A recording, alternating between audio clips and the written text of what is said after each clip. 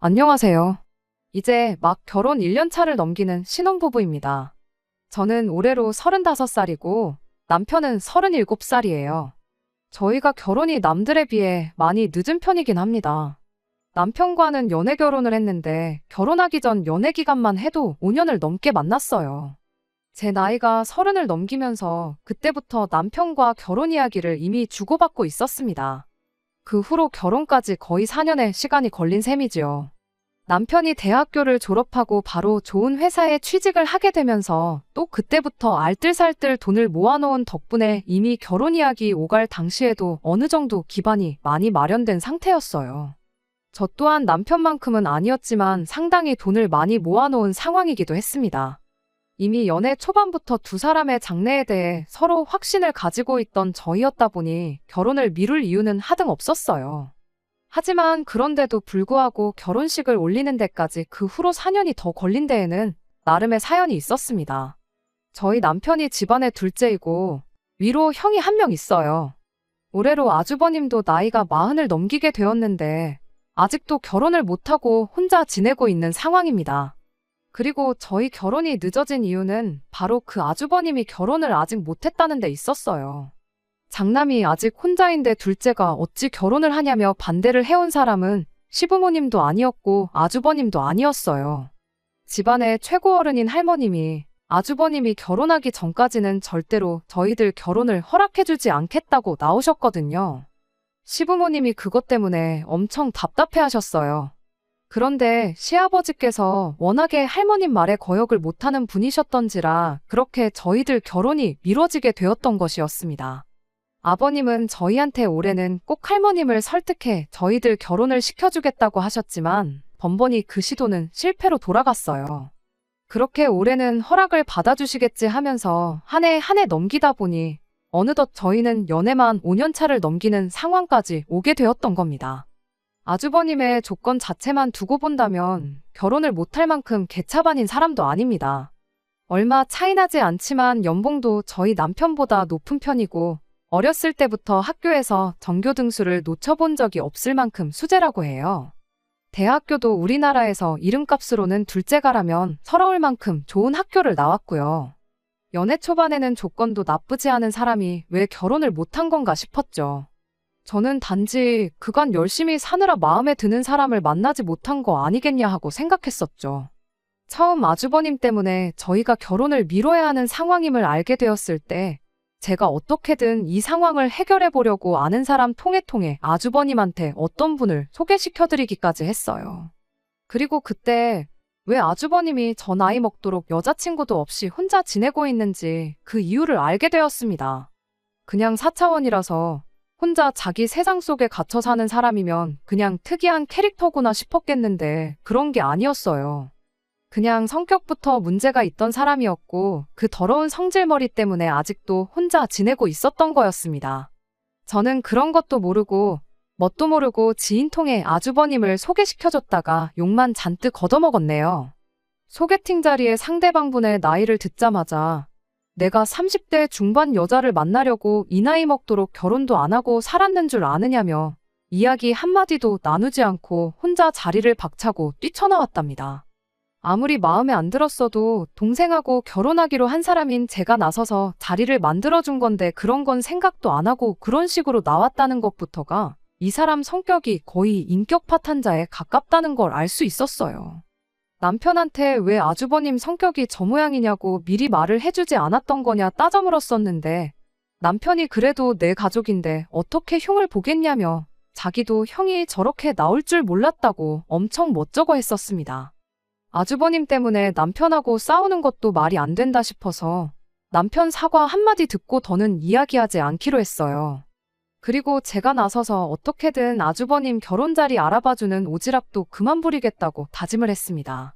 아무튼 그 후로는 아버님이 할머님을 설득하기를 기다리는 수밖에 없었죠. 말씀드렸다시피 저는 이미 남편과 결혼에 대해 어느 정도 확신을 가지고 있었다 보니 아주버님 때문에 혼사길이 막혔다고 한들 다른 사람을 만나고 싶은 생각은 전혀 없었습니다. 다만 그게 결혼까지 5년이나 더 걸릴 거라고는 생각을 못했을 뿐이에요. 한 해 한 해 그렇게 시간만 보내다가 3년이 지나서부터는 오기가 생겨서 언제까지 기다려야 되나 보자 하는 생각이었습니다. 하지만 끝내 아버님은 할머님의 허락을 받아내지 못하셨어요.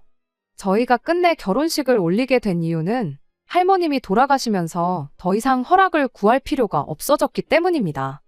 그리고 그제서야 시어머니의 주도로 저희들 결혼식이 정말 번갯불에 콩 구워 먹듯 빠른 속도로 진행이 되었어요. 이미 결혼 이야기 처음 오가기 시작했을 때부터 어느 정도 준비가 되어 있던 상황이었는데 그 후로도 결혼을 전제로 쭉 만남을 이어왔다 보니 당장 대출 하나 없이도 신혼집을 한 방에 정리할 만큼 많은 돈이 모여있는 상황이었습니다. 결혼 준비라고 뭐 예약해 놓은 건 없지만 좀 두루뭉술하게 저희끼리 정해놓은 것들도 많았어요. 신혼집도 그중 하나였죠. 처음에는 저희들 모아놓은 돈을 가지고 경기권 집값 조금 저렴한 곳에 살림을 차려서 돈 모일 때마다 집을 이사를 가겠다는 생각이었는데 할머님 반대로 결혼을 몇 년 더 기다리다 보니 그냥 시작부터 서울에서 전세를 구해 신혼살림을 차릴 수 있을 만큼 상황이 되더라고요.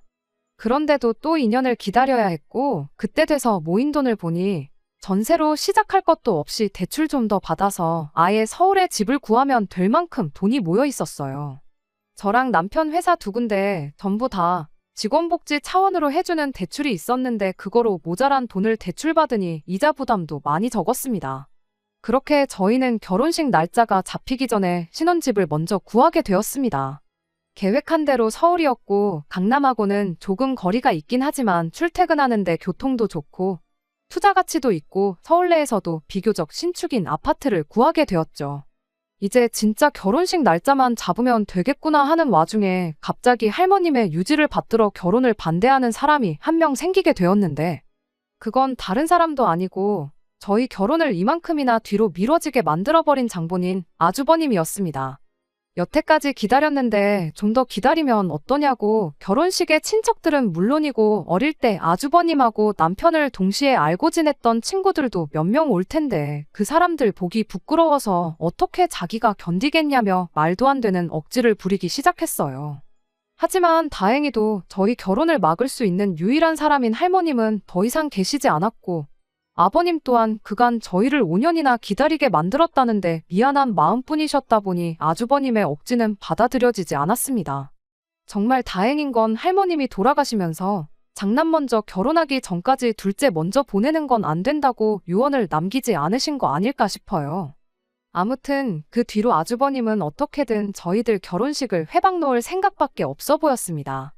뜬금없이 전화해서 결혼식 음식은 꼭 뷔페로 해야 한다고 억지를 부리지를 않나 결혼을 반대하던 인간이 저희들 결혼식이라도 망쳐야겠다 심술이 난 건지 축가를 자기가 부르겠다질 않나. 나중에 가서는 저희들 신혼살림 고르는 데까지 따라와서는 여기 건 이래서 나쁘고 저기 건 저래서 나쁘고 가성비 싸구려 제품을 쓰다가 망가지면 바꾸고 하는 게 훨씬 좋다는 식으로 훈수를 두기 시작했어요. 그래서 아주버님한테 누가 들으면 결혼 한 12번은 더 해본 사람으로 알겠다고 빈정거리면서 한마디 했죠. 저희가 쓸 살림이고 저희 결혼식이니만큼 저희가 어련히 알아서 할 테니 이런데 좀 쫓아오지 말고 그럴 시간 있으면 결혼할 사람이나 찾아보라고 했어요. 만약에 저희 결혼식 올리기 전까지 결혼할 사람이 생기면 그땐 저희가 기꺼이 결혼식 날짜를 한 번 더 미뤄드리겠다고요. 그래도 아주버님이라고 저한테 한 소리 들은 게 자존심이 상하긴 했는가 본지 그 뒤로는 저희들 뭐 하는데 더 이상 따라다니질 않더군요. 그냥 싫은 소리 한마디 하면 되는 건데 저도 그동안 뭐하러 손윗사람이라고 당하고만 살았나 그런 생각이 들었어요. 그리고 앞으로 결혼하고 나서도 다른 사람은 몰라도 아주버님한테만큼은 양보 안 하고 당해주지도 말아야겠다 하는 다짐을 하게 되었습니다. 하지만 제가 한 소리 한 것도 약발이 다 한 건지 결혼식을 하루 앞두고 아주버님이 말도 안 되는 마지막 진상을 부리기 시작했어요. 다른 게 아니고 결혼식 날 부케를 자기가 받겠다고 우기기 시작한 겁니다. 부케는 제 사촌동생이 받기로 되어 있었는데 사촌동생이면 그 정도 양보하라고 충분히 말할 수 있는 거 아니냐는 거죠. 아니 무슨 부케를 남자가 그것도 아주버님이 받겠다는 거냐고 말도 안 되는 소리 좀 하지 말라고 했더니 한다는 소리가 자기가 거기서 그렇게 부케를 받으면 사람들 눈에 띄지 않겠냐고, 결혼식이니만큼 재수씨 친구들도 많이 올 텐데 혹시 그런 자기 자신의 유쾌한 모습을 보고 호감을 가질 사람도 있지 않겠냐는 말도 안 되는 소리를 하는 거예요. 그래서 아주버님한테 한마디 했죠. 애초에 아주버님 때문에 내 결혼식이 늦을 만큼 늦어져서 내 친구들 중에 시집 안 간 친구가 한 명도 없다고요. 그리고 진작에 4년 전에 아주버님한테 아는 분 소개시켜드렸을 때 20대 여자랑 만나겠다고 대화도 한 번 안 나눠보고 자리에서 일어나지 않았냐고, 그런데 30대 중반인 내 친구들이 눈에나 차시겠냐고, 말도 안 되는 억지 좀 부리지 말고 가만히나 있으라고 했어요. 가만히 있으면 중간은 간다는 말도 못 들어봤냐 한마디 해주고 말이죠. 그리고 혹시나 결혼식 와서 내 친구들이나 손님들한테 추근덕거릴 생각이면 저희들 결혼 축하해 주실 필요도 없고 축의금 같은 것도 바라지도 않으니까 그냥 오지 마시라 한마디 해줬습니다. 다행히 결혼식 당일에 아주버님이 제가 우려하던 헛짓거리는 하지 않았나 봐요. 내심 그게 결혼식 하는 내내 신경이 쓰였는데 천만 다행이었죠. 그래도 이제 결혼식까지 올렸고 진짜로 부부가 되었으니만큼 더 이상 아주버님 때문에 스트레스 겪을 일은 없겠구나 싶었어요. 그런데 그건 저희 오산이었습니다. 남편과 정식으로 부부가 되니 이제는 별 말도 안 되는 문제로 아주버님이 저희들 속을 썩히기 시작했거든요. 신혼여행 마치고 돌아온 지 몇 주 지나지 않아서의 일이었어요. 사실 진작에 남편하고 집을 구해서 결혼식 올리기 전부터 같이 살고 있었지만 식도 안 올렸는데 집들이 먼저 하는 건 조금 아닌 것 같아서 그때 미루고 미루던 집들이를 하게 되었거든요. 시부모님을 초대한 날에 당연히 아주버님도 집들이에 같이 따라오게 되었고요. 시어머니만 집들이 하기 전에 딱 한 번 저희 집에 오셨었지. 아버님이나 아주버님은 그날이 처음 저희 집에 와보는 날이나 마찬가지였습니다. 그런데 아주버님이 도착하자마자 집 구경은 할 생각도 없어 보이고 혼자 소파에 자리 잡고 앉아서는 핸드폰 화면에서 눈을 떼고 있지 않고 있었어요. 저 인간이 뭐 하나 싶은 생각이었는데 아마 집들이 오면서 저희 집 시세를 인터넷으로 검색을 했었나 봐요. 부동산 사이트 여기저기를 찾아보고 혼자서 확인을 하고는 난데없이 저희한테 이 집을 살 때 쓴 통장 내역을 좀 확인해 봐야겠다고 하는 겁니다. 갑자기 통장 내역은 뭔 소리냐 물었더니 아주버님이 대놓고 신혼부부가 시작하기엔 이 집 시세가 말이 안 된다고 따지기 시작하는 겁니다. 장남인 자기가 아직도 결혼을 안 했는데 혹시 니들 내가 지원받아야 했을 돈까지 전부 끌어다가 니들이 사용한 거 아니냐고 그 내역을 확인해 봐야겠으니 당장 통장부터 가져오라고 아주 바닥에 등을 깔고 누워서는 어린애 마냥 땡깡을 부리기 시작했어요. 그래서 아주버님한테 한마디 했죠. 누구 때문에 결혼식도 못 올리고 연애만 5년을 더 하다 보니까 돈이 안 모일래야 안 모일 수가 없었다고요. 저랑 남편 연봉 생각해보면 진작에 모아놓은 돈도 있고 5년이면 못 모을 돈도 아닌데 그건 계산 안 해보셨냐고. 이 집에 아주버님이 지원받을 돈은커녕 양가 부모님한테 땡전 한 푼 받은 거 없으니 걱정하지 말라고 한마디 했습니다. 하지만 아주버님은 저희 말을 믿을 생각이 없어 보였어요. 애초에 통장을 보여줬어도 말도 안 되는 억지를 부리면서 또 꼬투리를 잡을 게 뻔했는데 굳이 통장 내역까지 보여줘가며 증명을 해야 할 이유도 없겠다 싶었습니다. 그랬더니 아주버님이 이젠 난데없이 잘난 척을 하기 시작했어요. 그럼 내 덕에 니들이 시작부터 이런 좋은 집에 신혼살림 차린 거나 마찬가지 아니겠냐고. 이렇게 니들이 행복해진 데에는 내 공이 큰데 니들만 좋은 집 살면 되겠냐며 자기한테 뭐 하나 안 해줄 거냐더군요. 그러더니 자기가 앞으로 여자도 만나고 그러려면 멋들어진 외제차 한 대 정도는 있어야 하지 않겠냐며 난데없이 차를 한 대 뽑아달라는 소리를 하는 겁니다. 자기가 직장도 안정돼 있고 모아놓은 돈도 좀 있고 니들이 마침 결혼할 때 부모님 돈 한 푼도 안 가져갔으니 있는 돈 전부 투자해서 좋은 집 한 채 구해야겠다는 겁니다. 니들이 차 한 대 뽑아주면 그 돈만큼 집에 돈을 더 쓸 수 있으니 이제 결혼할 사람만 구하면 되는 거 아니겠냐며 저희가 좋은 집 살게 된 게 다 자기 덕이라는 듯이 이야기하는데 시부모님 보는 앞에서 이 인간을 한 대 쥐어박을 수도 없고 정말 미치고 팔짝 뛸 노릇이었어요. 시부모님은 그 와중에 아주버님 눈치를 보면서 면허도 없는 게 자동차가 웬 말이냐며 일단 면허부터 따고 이야기하자고 상황을 대충 무마해 주셨습니다. 결국 저희 신혼집 집들이 날 아주버님 어깃장 부리는 꼴이나 실컷 구경하고 말았지 딱히 아무 일도 없긴 했지만 그때부터 뭔가 서운하고 억울한 마음이 들기 시작했어요. 그간 아주버님이 온갖 가지 어깃장을 부리면서 진상짓을 하는 데 있어서 뭐라고 말 한마디 하는 사람 아무도 없고 오직 저 혼자만이 아주버님을 상대하고 있었다는 게 그렇게 서운할 수가 없었습니다. 어머님이며 아버님이며 그저 아주버님 눈치 보기 바빴지. 거기에 남편 또한 아주버님이 저럴 때마다 아주버님한테는 아무 말도 안 하고 그저 그러려니 하자고 저를 설득하기 바빴거든요. 할머님만 아니었으면 당장에라도 결혼을 시켰을 거라는 말보다 5년이란 세월을 기다린 저한테 미안하다느니 고맙다느니 말 한마디 없었던 것도 여지까지 괜찮았는데 그때부터 괜히 더 서운해지기 시작했어요. 그 후에도 아주버님이 나를 두고 니들이 감히 먼저 결혼할 생각 말라며 저희 결혼 준비하는 데까지 쫓아나와 회방을 놓는데 그걸 못하게 막기는커녕 따라다니게 내버려뒀었던 것도 생각나고 그냥 모든 상황이 다 서운하고 마음에 들지 않을 뿐이었습니다. 아주버님 때문에 나이 35 먹고 결혼한 것도 억울해 죽겠는데 여태껏 기다렸으니 그냥 저놈이 저러는 거 참고 살라는 걸로밖에 받아들여지지 않았거든요. 끝내 결혼을 하기는 했지만 그게 어떻게 온 가족이 나서서 도와준 게 아니라 결혼식 못하게 막았던 할머님이 돌아가신 덕분에 올린 거지. 만약에 할머님이 아직도 살아계셨다면 아직도 남편하고 연애만 하고 있었어야 했던 상황이잖아요. 그나마 아주버님이 억지 부릴 때 편을 안 들어줘서 다행이지. 아주버님 억지까지 받아줬으면 아마 35 먹고 결혼도 포기하고 다른 사람 찾아봤어야 할 저였습니다. 애초에 아주버님이 결혼 못한 게 제 탓도 아닌데 정말 100번 양보해서 제가 아는 분 소개시켜줬을 때 그때라도 좀 잘해보는 척이라도 했다면 5년이나 기다릴 것도 없었을 일인 거잖아요.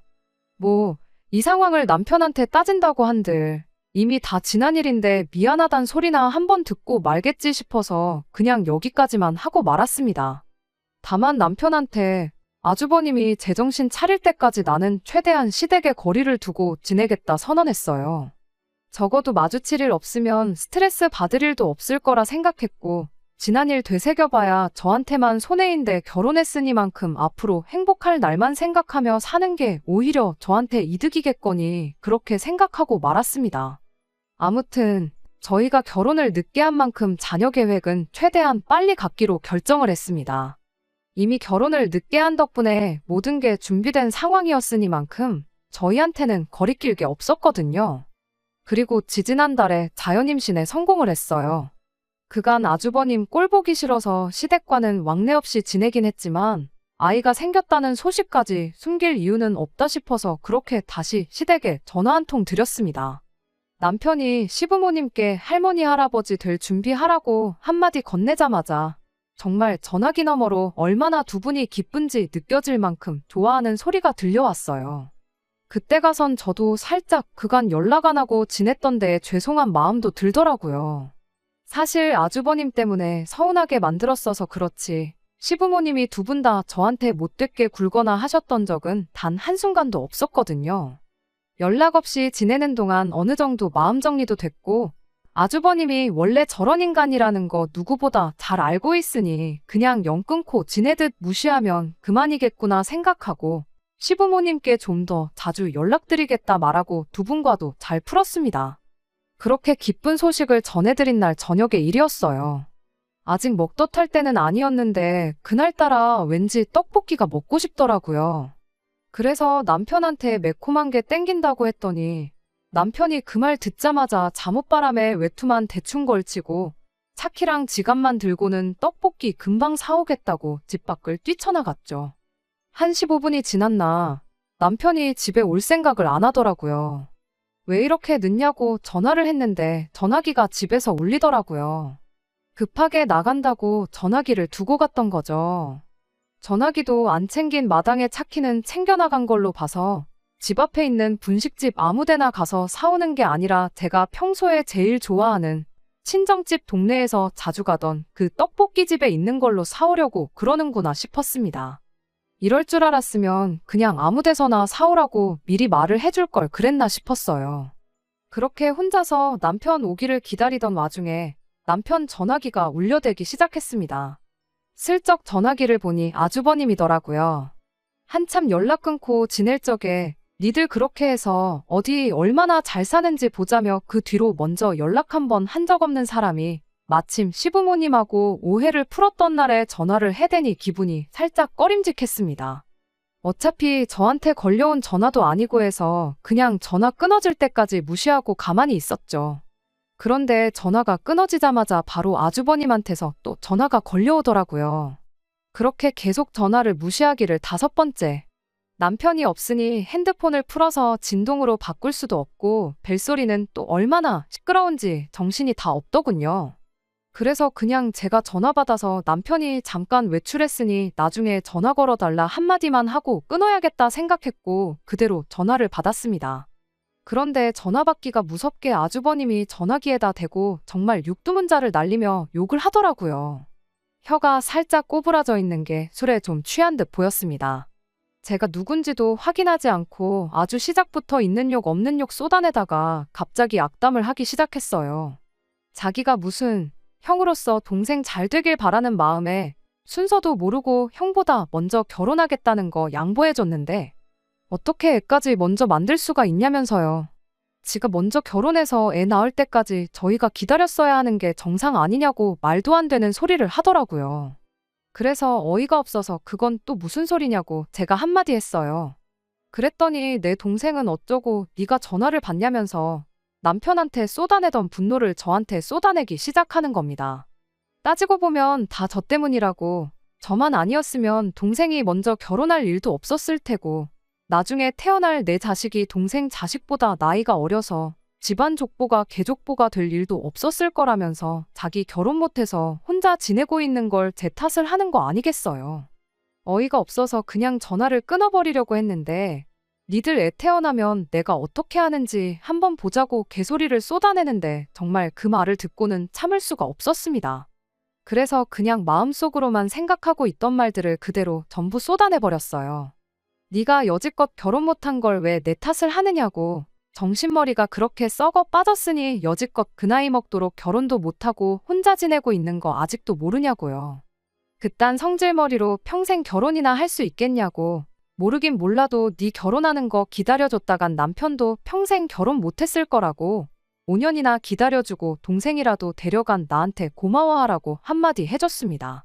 그랬더니 아주버님이 전화기에다 대고 집에서 딱 기다리라고 자기가 찾아간다고 아주 끝장을 보자며 난리를 치는데 그 소리까지 들으니 술 취한 인간이 뭔 짓을 못할까 싶어서 겁이 덜컥 나기 시작했어요.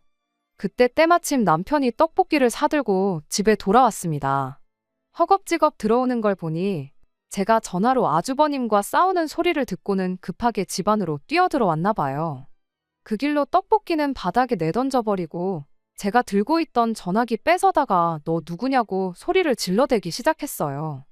전화 상대가 아주버님인 걸 알게 된 남편이 드디어 저를 위해 아주버님한테 한마디 해주더군요. 평소에는 형님 하면서 깍듯이 대하더니 그날만큼은 남편이 아주버님한테 너희 자식 하면서 반말로 막말을 쏟아붓기 시작했어요. 어디 올 테면 와보라고 결혼식 올리기 전에 장례식부터 치르게 해주겠다고 아주 난리도 아니었습니다. 정작 동생이 저렇게 나오니 만취한 아주버님도 정신이 번쩍 들었는지 그대로 전화를 끊더라고요. 남편이 저한테 왜 그러니까 무슨 영양가가 있다고 그 전화를 받았냐고 한마디 하기는 했는데 저는 드디어 남편이 저를 위해서 한마디 해줬다는 사실이 그렇게 기쁠 수가 없었어요. 그렇게 다음날 시부모님이 아주버님을 끌고 집에 찾아오셨습니다. 그간 아주버님 눈치 보면서 그냥 어깃장 부리는 거 내버려뒀던 시부모님도 상황이다 보니 확실히 짚고 넘어가야겠다는 생각을 하셨나 봐요. 집에 들어오자마자 저희들 앞에 아주버님을 무릎부터 꿇게 하더라고요. 그리곤 드디어 시부모님도 아주버님한테 한마디 해주셨어요.